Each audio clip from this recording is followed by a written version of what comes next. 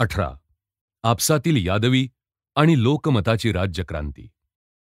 इंग्रजांना खडे चारले नाही लागू दिला थारा, भले बुद्धीचे सागर नाना ऐसा नाही होणारा. ज्यांच्या ठाई सर्व राष्ट्राच्या आशा केंद्रित झाल्या होत्या, त्या माधवरावांना अल्पवयात मृत्यू यावा आणि ज्याला सर्व राष्ट्र शिव्याशाप देत होते, त्या राघोबाला आपल्या पुतण्यानंतर एका पिढीचे आयुष्य लाभावे, ही घटनाच तशी आहे की तिजमुळे म्हणतात त्याप्रमाणे परमेश्वर सर्वशक्तिमान नाही, अशी शंका मनुष्याच्या मनात केव्हा केव्हा स्वाभाविकपणे उत्पन्न व्हावी. माधवरावांचे अकाली निधन ही गोष्ट मोठी राष्ट्रीय आपत्ती होती, पण त्याच्यानंतर राघोबाचे जगणे ही त्याहूनही मोठी राष्ट्रीय आपत्ती होती. माधवरावांच्या अंतकाळच्या इच्छेप्रमाणे आणि सर्व राष्ट्राच्या मनाप्रमाणे माधवरावांच्या मागे त्यांचे कनिष्ठ बंधू नारायणराव ह्यांना प्रधानकीची वस्त्रे मिळताच त्या अल्पवयस्क पंतप्रधानाच्या आणि त्याच्या सहाय्यकर्त्यांच्या विरुद्ध, ज्याचे पर्यवसान रक्तपातात झाले पाहिजे, अशा राघोबा दादांच्या कारस्थानांना पुन्हा प्रारंभ झाला. त्याने वाड्याच्या संरक्षणार्थ ठेवलेल्या गार्द्यांना आपल्या कटात घेतले आणि त्यांनी नारायणरावांना लगट करून धरावे अशी आज्ञा दिली. पण त्यांची राक्षसी पत्नी आनंदीबाई हिने धचा मा करून नारायणरावांना मारून टाकण्याचा डाव रचला. दिनांक 30 ऑगस्ट 1773 ह्या दिवशी गार्दी बंड करून उठले आणि अरेरावीने थकलेल्या वेतनाची मागणी करीत त्यांनी नारायणरावांना वेढले. जवळ पंतप्रधानांचा विश्वासू सेवक होता. त्याने त्यांच्या ह्या कृत्यासाठी त्यांची जरा कान उघाडणी करताच गार्द्यांनी तरवारी काढून त्याला जागच्या जागी ठार मारले. ते पाहून नारायणराव भीतीने शनिवारवाड्यातील खोल्यातून पळून जाऊ लागले, पण गार्द्यांना ते चकवू शकले नाहीत. शेवटी नारायणराव नाटकशाळेत राघोबा बसले होते तेथे गेले आणि त्यांच्या कमरेला विळखा घालून "काका, माझा जीव वाचवा" म्हणून केविलवाण्या स्वराने याचना करू लागले. "काका, मी तुमचे मूल आहे, मला वाचवा. तुम्ही सर्व राज्य करा. मला घालाल ते तुकडे खाऊन मी दिवस काढीन." पण मारेकरी पाठीमागेच होते. दादाने आपल्या भोवतालची पुतण्याची मिठी सोडवली आणि गार्द्यांनी तरवारी उपसल्या. स्वामिनिष्ठ चापाजी टिळेकर मारेकऱ्यांच्या तरवारीच्या आड आला आणि आपल्या धन्यावर स्वतःच्या देहाचे आच्छादन करून त्यांना वाचविण्यासाठी काकुळत करू लागले. पण त्यांना हत्येचा मद चढला होता. गार्द्यांनी आपल्या रक्तांकित तरवारींनी कचाकच वार करून अल्पवयी पंतप्रधानांची आणि जीव जाईपर्यंत त्यांच्यावर आपल्या शरीराचे छत्र धरणाऱ्या त्यांच्या विश्वासू सेवकाची हत्या केली. इतके झाल्यावर बंडवाल्यांनी राघोबा पंतप्रधान झाले म्हणून त्यांच्या नावाने द्वाही फिरवली आणि ते शनिवारवाडा हस्तगत करून बसले. नगरात ही भयंकर वार्ता पसरताच लोक संतप्त होऊन गेले आणि जागोजाग घोळके जमून हत्याकारी राघोबाला आपला पंतप्रधान म्हणून आम्ही मान्यता देणार नाही अशा निश्चयाची घोषणा होऊ लागली. अद्यापि महाराष्ट्रात पुरेशी राष्ट्रीय वृत्ती शेष राहिली होती आणि नापसंत असलेल्या पुरुषाला आपला पुढारी मान्य करावयाला मराठ्यांना बलात्काराने भाग पाडणे अशक्य होते.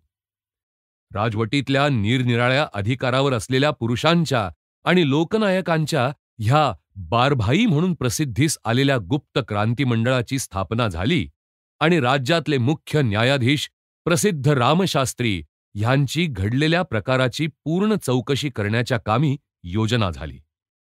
थोड्या अवधीतच ह्या प्रकारात राघोबा दादांचे आणि त्यांची पापी पत्नी आनंदीबाई हिचे अंग आहे अशी निश्चिती झाली. लागलीच तो निर्भीड ब्राह्मण तसाच राजवाड्यात गेला आणि तेथे आपल्या पक्षाच्या संरक्षकांनी परिवेष्टिलेला राघोबा भर सभेत असताना त्यांनी त्याच्या तोंडावर जनतेच्या पंतप्रधानांची आणि स्वतःच्या पुतण्याची हत्या करण्याचा आरोप केला. ह्या अपराधाचे प्रायश्चित्त काय म्हणून प्रश्न निघाला असता त्यांनी उद्गार काढले, ह्या भयंकर अपराधाला प्रायश्चित्त कोणते असणार? ह्याला जर शास्त्रांनी एखादे प्रायश्चित्त सांगितले असेल तर ते देहांत प्रायश्चित्त होय.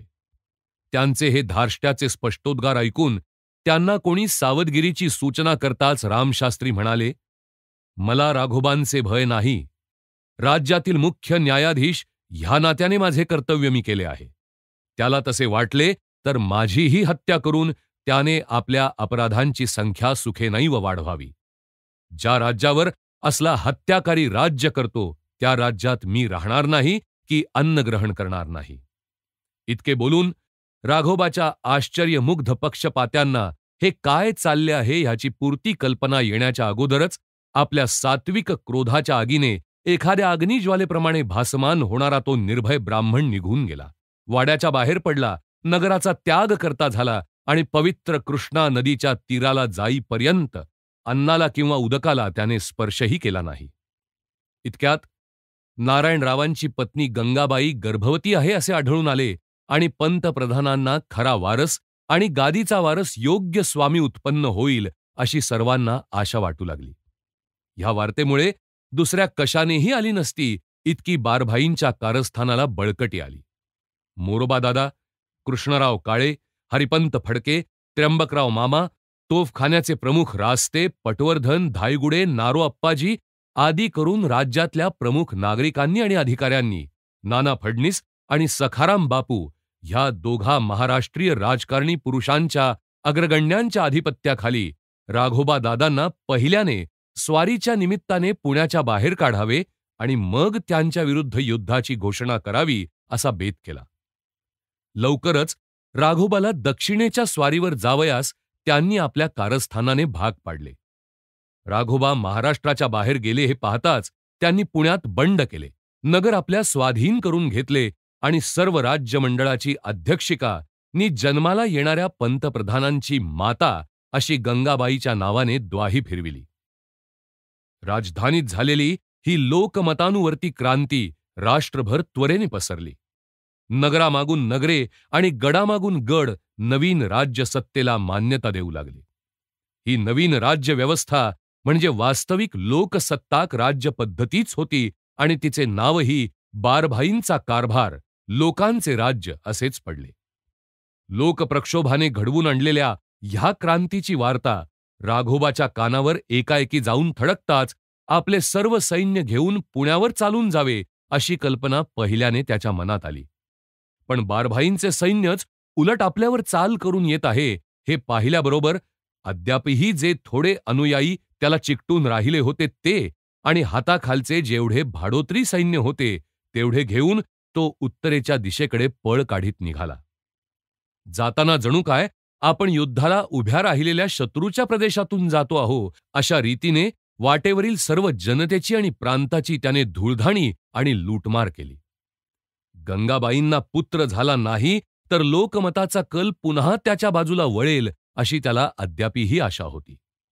कोरेगावला त्याची आणि बारभाईंच्या सेनेची गाठ पडली आणि त्यात बारभाईंच्या सैन्याचा पराभव होऊन त्यांचे पुढारी त्र्यंबकराव मामा पेठे मारले गेले. त्र्यंबकराव मामांचा मृत्यू म्हणजे बारभाईंवर आलेला मोठ्या हानीचा प्रसंग होता, कारण ते त्या पक्षाचे एक प्रमुख आणि पक्के पुढारी होते.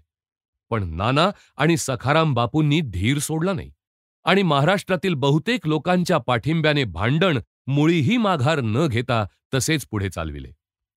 आता महाराष्ट्राचेही किंबहुना अखिल भारतवर्षाचे डोळे पुरंदरकडे लागून राहिले होते, कारण तेथे नारायणरावांची पत्नी मातुश्री गंगाबाई ह्यांना ठेवले असून डोळ्यात तेल घालून त्यांची जपणूक चालली होती.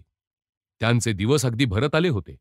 एकामागून एक दिवस जाऊ लागले आणि तरीही पुरंदराहून इष्ट वार्ता येईना. ते पाहून लोकांना विशेषच काळजी वाटू लागली.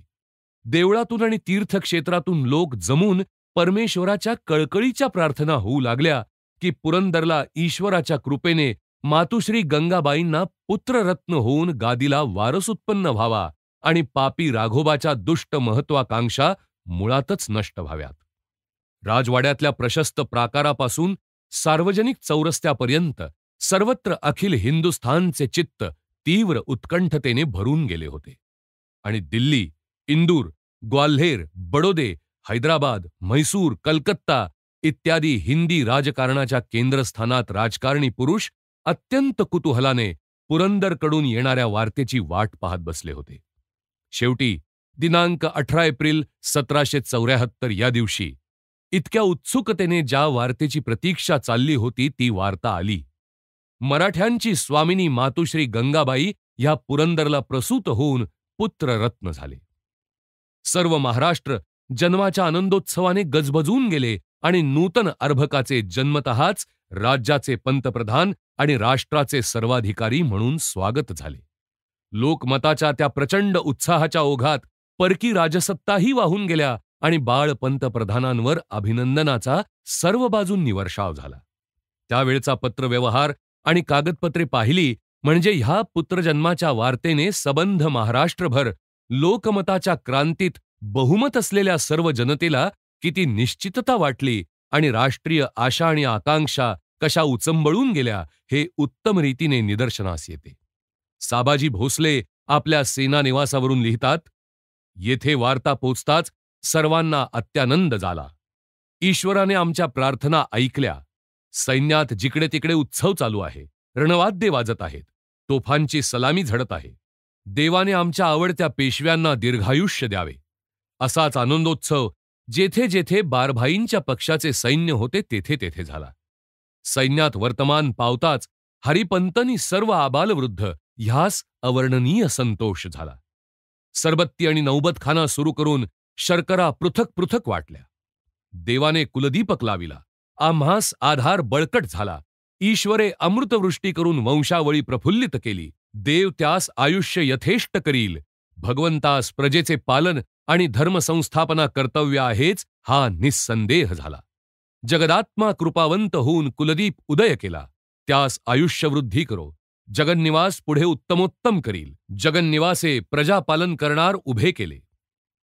मुलाचे नाव माधवराव ठेवण्यात आले. पण बालपंतप्रधानांच्या ठायी एकंदर परिस्थितीमुळे जनतेची इतकी भक्ती बसली होती की लवकरच माधवरावांचे सर्वतोमुखी सवाई माधवराव असे रूप झाले. त्यांच्या जन्माने अखिल हिंदुस्थानच्या राजकीय भवितव्यात एकदम परिवर्तन झाले. कारण ह्या पुत्रजन्माने पुण्यातल्या क्रांतिकारक बारभाईंच्या कारस्थानांना बळकटी आली. त्यांनी आता राघोबाची बंडखोर म्हणून बेधडक घोषणा केली आणि मराठ मंडळातील सर्व भागीदारांना त्याचा नेटाने पाठलाग करून सापडेल तेथे त्याला बंद करण्याची आज्ञा केली. ज्याला आपली बायकोसुद्धा दाबात ठेवता आली नाही अशा ह्या पुरुषाच्या हातात जर मराठी राज्याची अधिकारसूत्रे गेली असती तर महाराष्ट्राच्या अंगीकृत महत्कार्याची इतिश्री केव्हाच लागली असती. पण ह्या पुत्रजन्मामुळे नानासाहेब आणि सदाशिवराव भाऊ ह्यांच्या हाताखाली हिंदू पदपादशाहीच्या कल्पनेच्या परंपरेत जे वाढले होते आणि हिंदुस्थानातील सार्वभौम थोर हिंदू सत्ता म्हणून महाराष्ट्राने संपादन केलेले उच्च स्थान राखण्याचे सामर्थ्य आणि दूरदृष्टी ज्यांच्या ठायी होती अशा देशभक्तांच्या आणि राजकारणी पुरुषांच्या पक्षांना राजसत्तेची सूत्रे आपल्या हातात ठेवावयाची आणि आपले राष्ट्र आपल्या राष्ट्रीय ध्येयावर अधिक दीर्घकाळपर्यंत स्थिर राखावयाची शक्यता प्राप्त झाली. पण नारायणरावांना पुत्र झाला ही नुसती वार्ता ऐकून आणि संपूर्ण महाराष्ट्राने हा पुत्रजन्म किती दांडग्या उत्साहाने आणि प्रचंड राष्ट्रीय उत्सवांनी साजरा केला नि नवजात बालकाचे किती प्रेमाने सर्व मराठी साम्राज्याचे लोकनियुक्त पंतप्रधान म्हणून स्वागत केले हे दृश्य पाहूनही राघोबाची त्याच्या मानगुटीवर बसलेल्या राक्षसी महत्वाकांक्षेच्या पिशाच्यापासून मुक्तता झाली नाही. एखाद्या बुजलेल्या गोऱ्ह्याप्रमाणे राघोबाने अधिकच पिसाळल्याप्रमाणे आपले मतवर्तन चालू ठेवले आणि त्याबरोबर दुर्दैव आणि बारभाईंचे विजयी सैन्य तितक्याच अधिक निश्चयाने त्याचा पाठलाग करू लागले. स्वतःच्या राष्ट्रातल्या लोकांपैकी काहींनी जेव्हा त्याला पराभूत केले आणि इतरांनी त्याचा त्याग केला तेव्हा शेवटी आपल्या राष्ट्राच्या अत्यंत कट्टर शत्रूंचा आश्रय घ्यावयालाही त्याने मागेपुढे पाहिले नाही. ज्या काळाचा विचार चालला आहे त्या काळी हिंदुस्थानची सार्वभौम सत्ता आपल्या हातात ठेवावयाची महत्वाकांक्षा अजूनही ज्यांच्या हृदयात वास करीत होती अशा निरनिराळ्या राजसत्तांमध्ये महाराष्ट्रात मतभेद नसताना जी महाराष्ट्राच्या हिंदू साम्राज्याचे चक्रवर्तीपद अमान्य करील अशी एकही सत्ता नव्हती.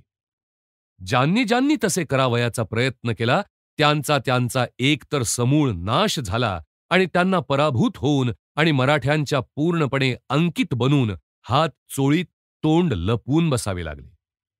मुसलमान मग ते दुराणी असोत की इराणी असोत, मोगल असोत की तुर्क असोत, सिंधूच्या अलीकडचे असोत की पलीकडचे असोत, राजसत्ता ह्या दृष्टीने इतक्या पूर्णपणे ठेचले गेले की त्यांनी पुन्हा या हिंदू साम्राज्याच्या विरुद्ध डोके वर उचलले नाही.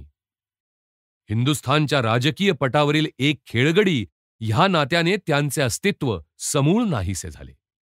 दुसऱ्या प्रतिस्पर्ध्यांपैकी एकेकाळी अर्ध्या आशिया खंडावर प्रभाव चालवणारे असे जे पोर्तुगीज, त्यांच्यावर त्यांच्याशी कोकण प्रांत स्वतंत्र करण्याकरिता जी युद्धे करण्यात आली, त्या युद्धात समुद्रावर आणि भूमीवर मराठ्यांनी असे प्रचंड प्रहार केले की ते जे चक्कर येऊन खाली पडले ते पुन्हा कधीही उठले नाहीत.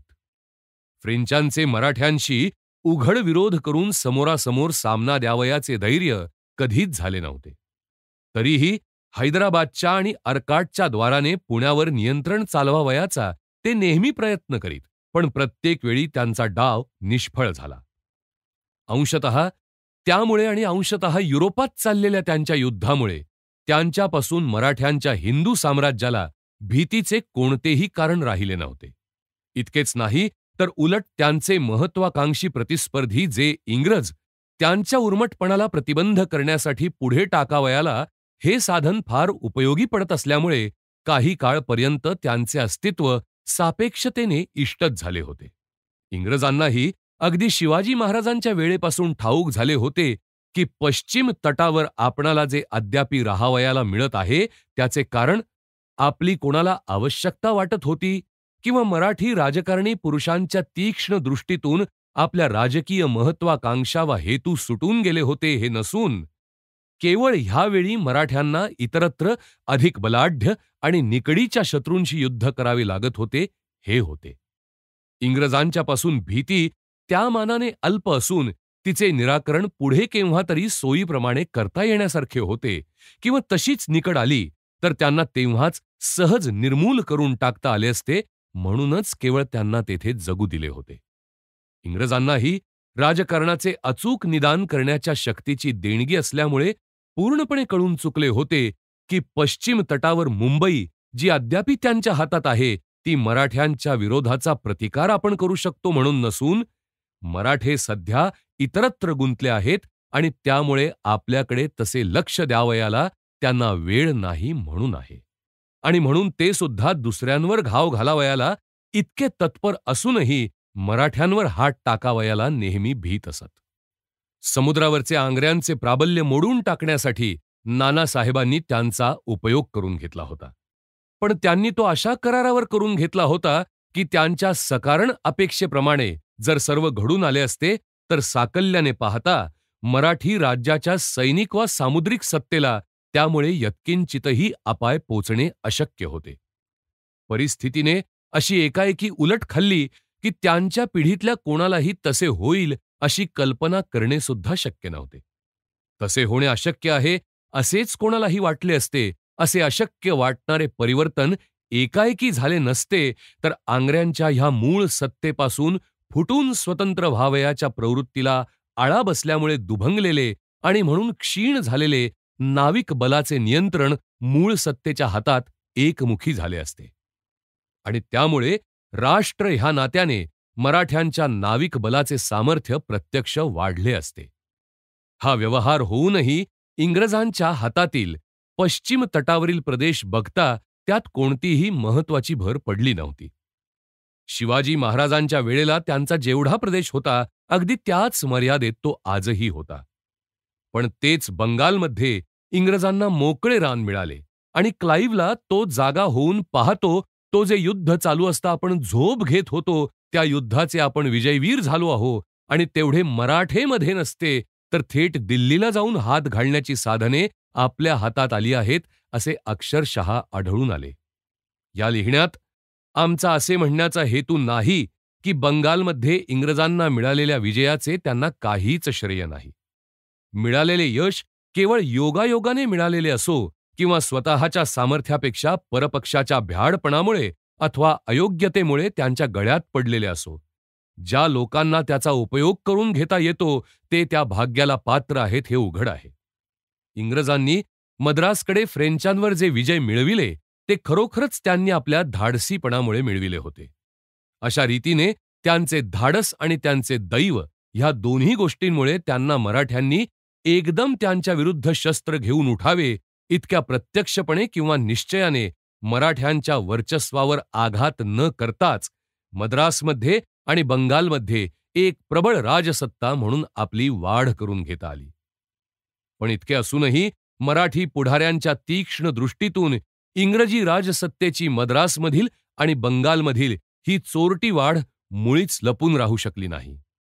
नानासाहेब आणि सदाशिवराव भाऊ हे इतके मुरलेले, जागरूक आणि दूरदृष्टीचे राजकारण धुरंधर होते की हिंदू साम्राज्यावर कोणाही विरोधकाला, मग त्याचे प्रत्यक्ष बळ कितीही असो, त्यांच्यावर यत्किंचित कुरघोडी करावयाला अवसर मिळणे शक्य नव्हते.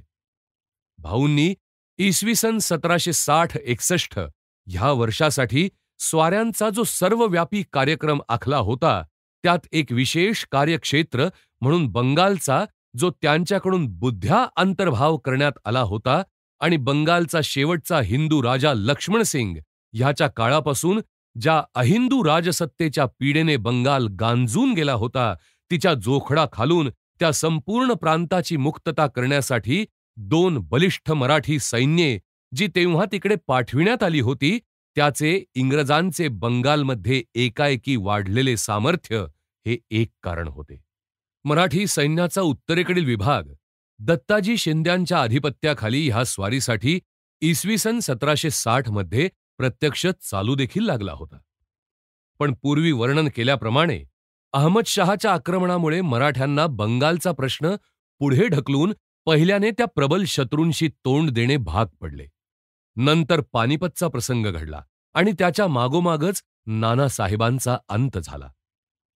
मराठ्यांवर एकामागून एक त्वरेने कोसळलेल्या ह्या आपत्तीमुळे इंग्रजांना तितकाच नवीन जीवनाचा पट्टा मिळाला आणि त्याचा त्यांनी अत्यंत कौशल्याने नि निग्रहाने बंगाल आणि मद्रासमधील आपले ठाणे अधिकच पक्के करण्यात आणि तशी संधी प्राप्त होताच हिंदुस्थानच्या सार्वभौम सत्तेची नियामक सूत्रे मराठ्यांच्या हातातून बलपूर्वक काढून घेऊन त्यायोगे दिल्लीच्या बादशाही कारभारात वर्चस्व मिळवावयाच्या दृढ निश्चयाने स्वतःची सिद्धता करण्यात उपयोग केला. पण ती संधी त्यांना अद्यापी मिळू शकली नाही. पानिपत झाले असो किंवा नसो, अद्यापीही मराठ्यांच्या संयुक्त सत्तेला उघडपणे विरोध करण्याची त्यांची छाती नव्हती आणि अद्यापीही मराठ्यांची सत्ता हीच हिंदुस्थानची सार्वभौम राजसत्ता होती. हिंदुस्थानच्या रेखाचित्रात कलकत्त्याच्या खाली जी लहान रक्तरेषा होती, ती वाढून तिने आता अर्धा बंगाल आरक्त करून टाकला होता. हिंदुस्थानच्या रेखाचित्रात केवळ मद्रास नगराला रंगवणारा जो रक्तरंगाचा बिंदू होता, तो एकाएकी पसरला आणि त्याने आता तो अर्धा प्रांत बुडवून टाकला होता. पण जी लहान तांबडी रेघ शिवाजी महाराजांच्या वेळेला मुंबई द्वीप इंग्रजांचे म्हणून दाखवीत होती, ती नाना फडणवीसाच्या वेळेपर्यंतही पूर्वीप्रमाणे लहान तांबडी रेघच राहिली होती.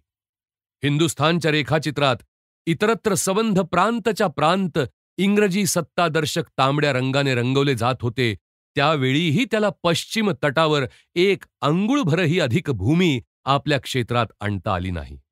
कारण तेथे सह्याद्रीच्या शिखरावर मराठी द्वाररक्षक जो कोणी परकीय वीर पहिल्याने पाऊल पुढे टाकील, त्याला भोसकून मारण्यासाठी सज्ज केलेला तीक्ष्ण टोकाचा भाला तोलीत जागृततेने उभा होता. आणि म्हणून युरोपातील किंवा आशियातील ख्रिस्ती किंवा महम्मदी कोणाला अहिंदू लोकात महाराष्ट्र अविभक्त आणि संघटित उभा असता हिंदुस्थानातील एकमेव सार्वभौम राजसत्ता म्हणून मराठ्यांच्या हिंदू साम्राज्याचे आधिपत्य नाकारण्याचे किंवा त्यावर अधिकार सांगावयाचे साहस करण्याचे सामर्थ्य नव्हते. राष्ट्र ह्या दृष्टीने एकाशी दुसऱ्याची तुलना करावयाची, तर ज्या राष्ट्रीय सद्गुणांच्या योगाने लोक राष्ट्रीय हितसंबंधाच्या आणि आकांक्षांच्या संरक्षणासाठी आणि पूर्तीसाठी आपले वैयक्तिक लाभ आणि महत्वाकांक्षा ह्यांनाच गौणत्व देऊन त्यांचा बळी देतात आणि अन्नाच्या एका गोळ्यासाठी आपल्या राष्ट्राचे स्वातंत्र्य विकावयाच्या किंवा आपल्या जाती आणि राजकीय हिताचा घात करून राष्ट्रद्रोह करावयाच्या नुसत्या कल्पनेचाही त्यांना स्वाभाविकपणेच धार्मिक तिटकारा वाटत असतो, त्या राष्ट्रीय सद्गुणांनी इंग्रज हे त्या काळीही मराठ्यांच्यापेक्षा अधिक युक्त होते हे खरे आहे. पण हे असे असले तरीही आजच्या स्थितीच्या उसन्या प्रकाशातूनच मुख्यतः गतकालाची कल्पना करावयाची जी चुकीची प्रवृत्ती असते ती होऊ न देण्याची आपण सावधता ठेवली पाहिजे. गोष्ट घडून गेल्यावर त्यावेळी काय करावयाला पाहिजे होते ह्याविषयी आणि बाजूविषयी माहिती मिळणे किंवा कल्पना बांधणे तर्कतः शक्य होते.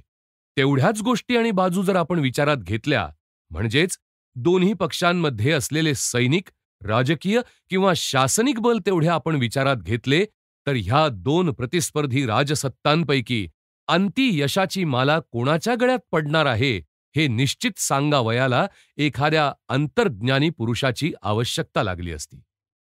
कोणाही राजकारणी पुरुषाला त्याचे अचूक अनुमान करणे अशक्य होते.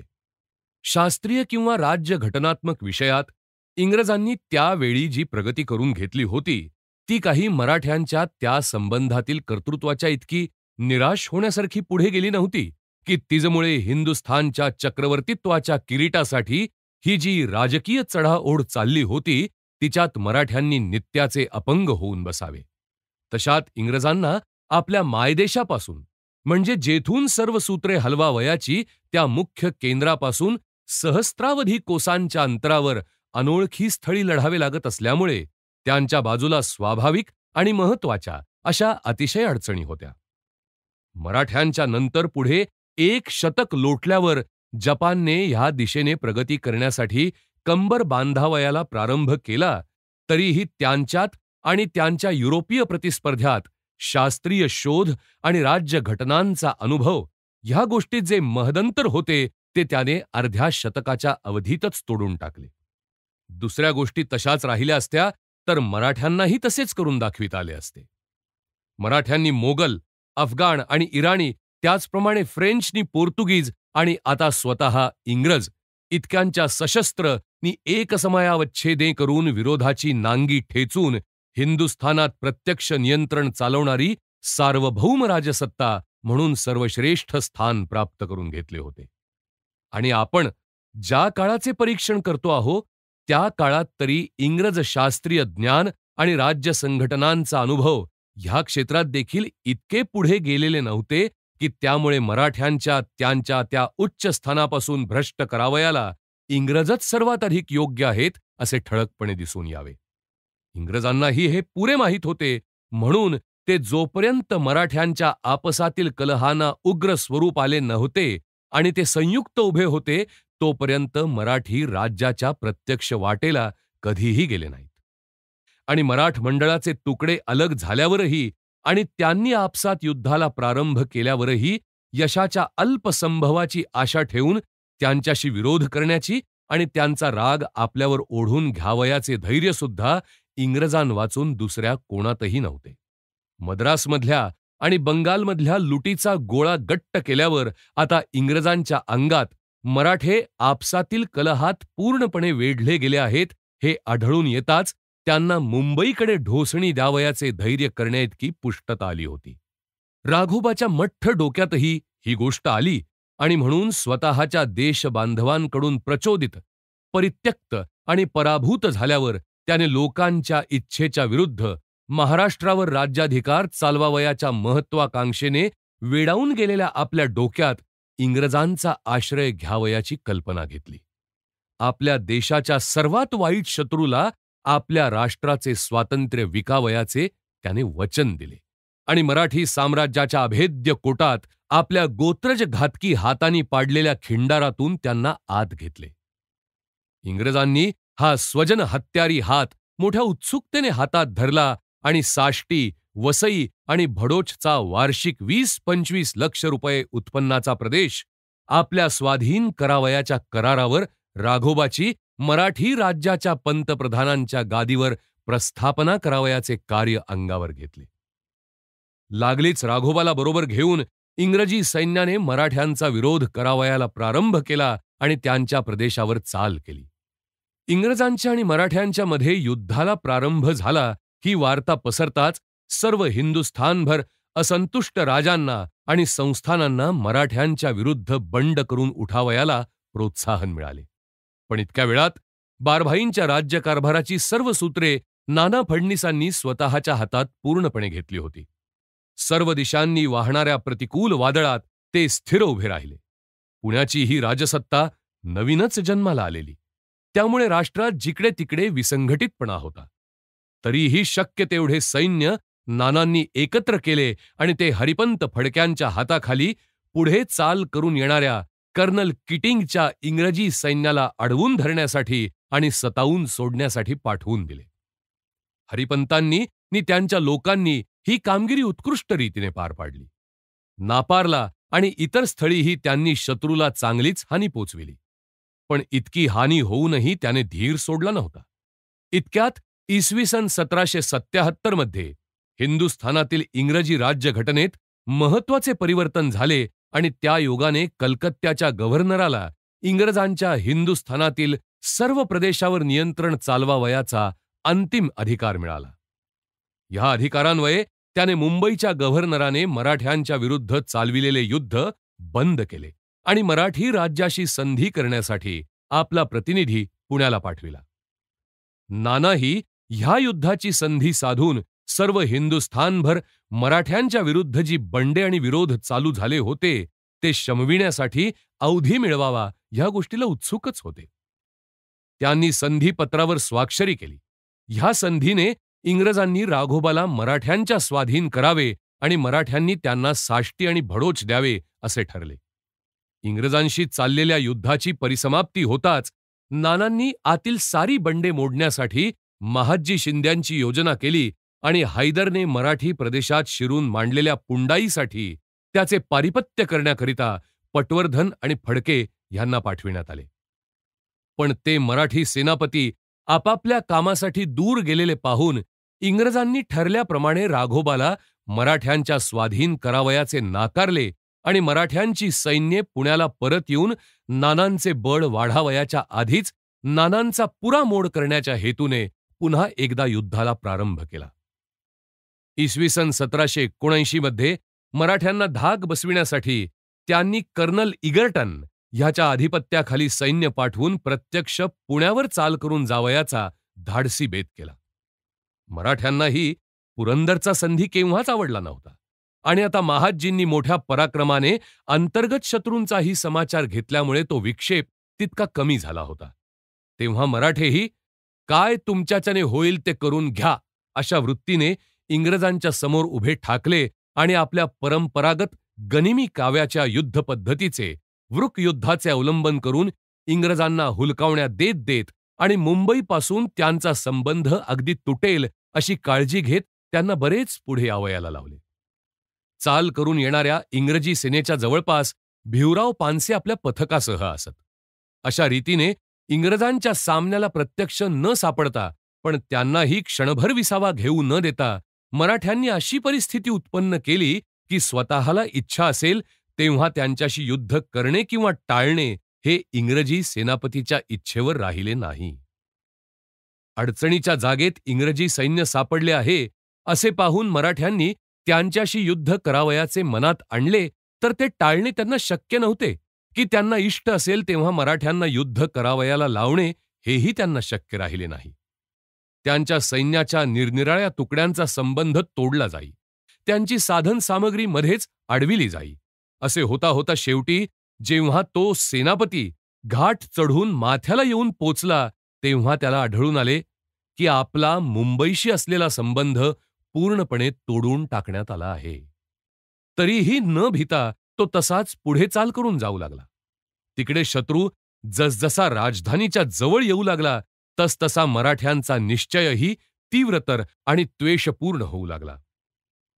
तळेगावापासून पुण्यापर्यंतचा सर्व प्रदेश सोडून देऊन ओस पाडावयाचा आणि प्रसंगच आला तर आपली प्राणप्रिय राजधानी पुण्यनगरी हिला आग लावून द्यावयाची, पण ती देशाच्या शत्रूंच्या स्वाधीन करावयाची नाही असा त्यांनी निश्चय केला. सर्व राष्ट्राचा हा दृढनिश्चय पाहून इंग्रजी सैन्यावरही त्याचा परिणाम झाल्यावाचून राहिला नाही. खंडाळ्याला कर्नल के हा मराठ्यांच्या सैन्याकडून मारला गेला. खडकीला दुसरा तितकाच महत्वाचा सैन्याधिकारी कॅप्टन स्टुअर्ट ह्याला गमावून इंग्रजांना त्याच्यासाठी शोक करीत बसावे लागले. प्रत्येक पावलाला इंग्रजांचा नाश अधिकाधिक होऊ लागला, पण त्यांच्यातील कौतुकास्पद नियमबद्धतेमुळे त्यांनी आपले आक्रमण तसेच चालू ठेवले आणि तळेगावात प्रवेश केला. पण तेथे पाहतात तो प्रत्यक्ष महादजी शिंदे आणि हरिपंत फडके ह्यांच्या हाताखाली प्रबळ मराठी सैन्य त्यांच्या विरोधासाठी सन्मुख उभे. इंग्रज त्यांच्यावर चालून गेले, पण त्याबरोबर एकाएकी मराठी सैन्य थोडे मागे सरून त्याचे विभाग करण्यात आले आणि ते निरनिराळ्या दिशांना पसरून त्यांनी सर्व बाजूंनी आपण सुरक्षित असू इतक्या अंतरावरून इंग्रजांवर मारा चालू केला. त्यामुळे इंग्रज गोंधळून गेले. सभोवताली अनेक कोसपर्यंत अन्नाचा कण किंवा चाऱ्याची काडी मिळेना आणि आपण जसजसे पुढे जाऊ तसतसे त्यापेक्षाही वैराण प्रदेशातून आपल्याला जावे लागेल अशी विश्वसनीय माहिती मिळाली. मुरलेले शूर आणि निग्रही इंग्रज तरीही पुढेच चाल करून जाऊ लागले, पण आता शत्रूला चकविण्यात कुशल असलेल्या मराठ्यांनी त्यांना जवळजवळ पूर्ण वेढून टाकले होते. आपली राजधानी शत्रूंच्या स्वाधीन होऊ न देता प्रसंग आल्यास ती जाळून टाकावयाची असा सर्व राष्ट्राचा दृढनिश्चय झाला आहे, ही वार्ताही त्यांनी बुद्ध्या इंग्रजांच्या कानावर घातली. इंग्रजी सैन्याच्या सेनापतीला हा वेळपर्यंत मराठ्यांचा पुरा अनुभव आला होता आणि पुण्यावर चालून जाणे म्हणजे प्लासीचे युद्ध जिंकणे नाही, ही त्याला प्रतीती आली होती. ह्या प्रसंगातून निभावयाला एकच मार्ग होता आणि तो म्हणजे मुंबईला परत जावयाचे. त्यात अत्यंत मानहानी होती हे खरे, पण दुसरे गत्यंतरच राहिले नव्हते. हे परत जाणे सुद्धा उघडपणे घडून आणणे अशक्य होते. तेव्हा इंग्रजी सेनापतीने मराठ्यांना कळू न देता हे साधावयाचा विचार केला आणि शत्रूला चाहूल लागू न देता परत चढण्याची सैन्याला आज्ञा केली. पण मराठ्यांच्या हातावर तुरी द्यावयाच्या म्हणजे आजीबाईंना स्तनपान शिकविण्यासारखे होते. त्यांनी हे केव्हाच ओळखले होते. इंग्रज बाहेर पडताच त्यांनी आपली पसरलेली सर्व पथके एकत्र केली आणि खून होताच सर्व एकदम शत्रूवर तुटून पडले. इंग्रज आपल्या नेहमीच्या चिकाटीने लढले, पण मराठ्यांच्यापासून सुटून जाणे अशक्य होते. सरतेशेवटी वडगाव येथे उद्ध्वस्त आणि पराभूत होऊन इंग्रजांचे सर्व सैन्य, जवळजवळ 9 सहस्त्र माणसे, मराठे सांगतील त्या करारावर मराठ्यांच्या स्वाधीन झाली.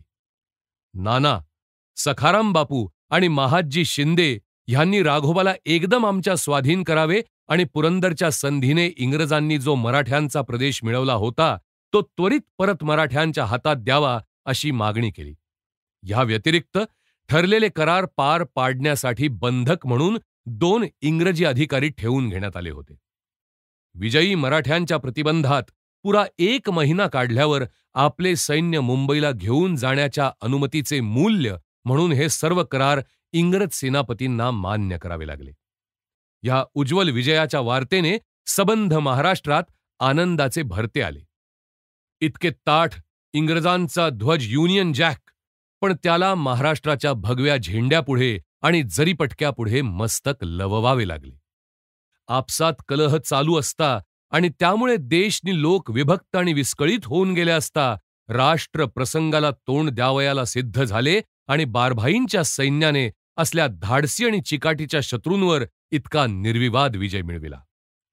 मराठी राज्यांचे हिंदुस्थानातील सर्व श्रेष्ठत्व मराठ्यांच्या सर्व शत्रूंपैकी ज्या एका शत्रूने अद्यापि प्रत्यक्ष नाकारले नव्हते किंवा त्याच्याशी त्या प्रित्यर्थ 2 हात केले नव्हते, त्या एकमेव शत्रूलाही त्याने तसे करावयाचे धाडस करताच त्यांच्यापुढे शरण आल्याची मान्यता द्यावी लागली. त्यावेळच्या पत्रव्यवहारातील शब्दात सांगावयाचे म्हणजे आपल्या लोकांनी इंग्रजांना अशी शिक्षा लावली की आजपर्यंत तशी कोणीही लावली नव्हती. इंग्रजांना कोणाकडून आजपर्यंत इतका मानभंग सहन करावा लागला नाही. ह्या जानपदाच्या राज्यक्रांतीचे केंद्र जे बाल पंतप्रधान, त्यांच्यावर सर्व राष्ट्र अनुरक्त होते. त्यामुळे लोकांनी प्रेमादराने ह्या बाल पंतप्रधानांच्या भाग्यरेषेला ह्या अतुलनीय विजयाचे सर्व श्रेय दिले.